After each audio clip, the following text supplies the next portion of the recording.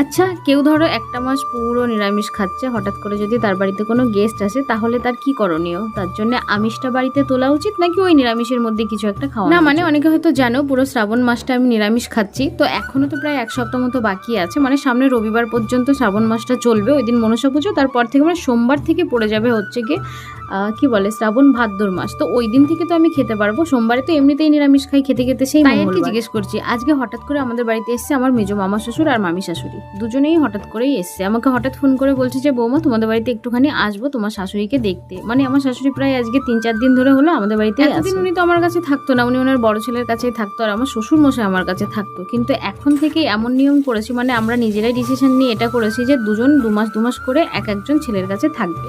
তাই আর কি আমাদের বাড়িতে ওনরা এসছে। আর একটা কথা, যে মামা শ্বশুর আমাদের বাড়িতে এসছে উনি কিন্তু বাংলাদেশ থাকে, উনি বাংলাদেশে জব করতেন, মানে স্কুলের টিচার ছিলেন দুজনেই, মামা মামি দুজনেই। তো দুজনেই এখন রিটায়ার্ড হয়ে গেছে, তো এই দেশে ওনরা আসে মাঝে মধ্যে ওনার বড় ছেলের কাছে থাকতে আর ওনার সাথে দেখা করতে, কারণ ওনার বড় ছেলে এই দেশে চাকরি করে। যাই হোক, তারপরে বলো সবাই কেমন আছো? আশা করি সবাই খুব ভালো আছো, আমিও ভালো আছি।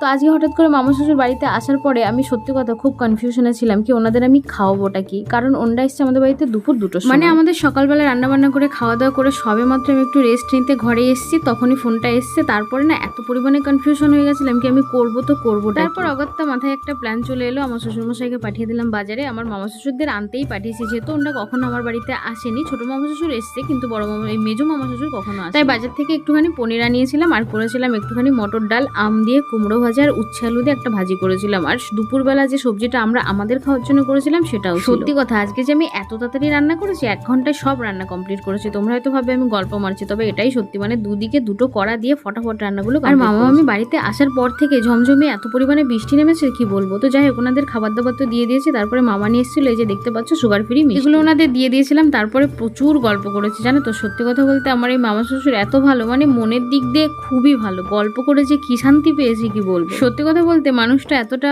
বড় লোক, তারপরেও মানুষটার মনে কোনো অহংকার নেই, একদম মাটির মানুষ। এতটা ফ্রি মাইন্ডে কথা বলছিল, খুব ভালো লাগে। অনেকে হয়তো জানে আমার কিন্তু বড়লোক কোনো আত্মীয় পছন্দ হয় না। আমি তাদের বাড়িতে না যেতে পছন্দ করি, না তাদের সাথে অত ভালো সম্পর্ক রাখতে পছন্দ করি, কারণ ওদের সামনে না নিজেকে খুব ছোট ছোট মনে হয়। আর মনে হয় যেন ওরা সবসময় আমাদের মানে গরিব যে আত্মীয়গুলো হয় তাদেরকে দাবিয়ে রাখে। দেখো এটা আমার ব্যক্তিগত মতামত, তবে সবাই যে একই রকম হয় সেটাও কিন্তু নয়। তবে আমার ব্যক্তিগতভাবে পছন্দ। আমি সবসময় মনে করি আমার লেভেল থেকে যারা নিচু তাদের সাথে যে সম্পর্ক রাখবো তারা একদম মাথায় করে রাখবে। সত্যি কথা সেটা হয়ও, আর এটাই আমি বেশি ভালোবাসি।